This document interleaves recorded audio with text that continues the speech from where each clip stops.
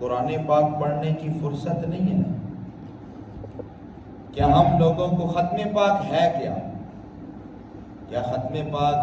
کھانا ٹرے میں سجا کر مولوی صاحب کے سامنے رکھ دینا،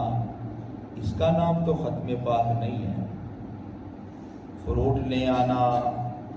اس کا نام بھی کوئی ختم پاک نہیں ہے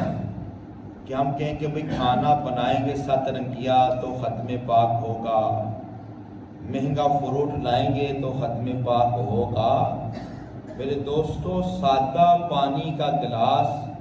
اگر پاس وہ بھی نہیں نا تو ختم پاک پھر بھی ہو جائے گا۔ وہ ختم کو کیا کرنا ہے؟ آپ نے قرآن پاک کی تلاوت کرنی ہے،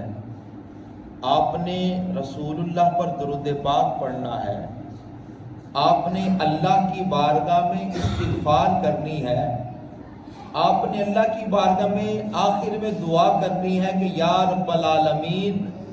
ہم نے جتنا ہماری طاقت میں تھا مولا، ہم نے تیرے پاک کلام کی تلاوت کی، جتنا ہمارے بس میں تھا ہم نے تیرے نبی پر درود و سلام بھیجا، جتنا ہمارے بس میں تھا میرے مولا ہم نے بیٹھ کر استغفار کیا، جتنا ہمارے بس میں تھا میرے مولا کریم ہم نے نوافل ادا کیے، جتنا ہی پاس طاقت تھی مولا ہم نے اتنا صدقہ و خیرات کر دیا۔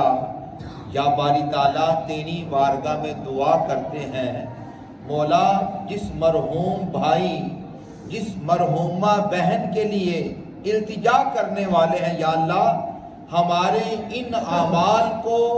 ان نیک کاموں کو مولا اپنی بارگاہ میں قبول فرمانا اور اس کا ثواب ہمیں بھی عطا فرمانا،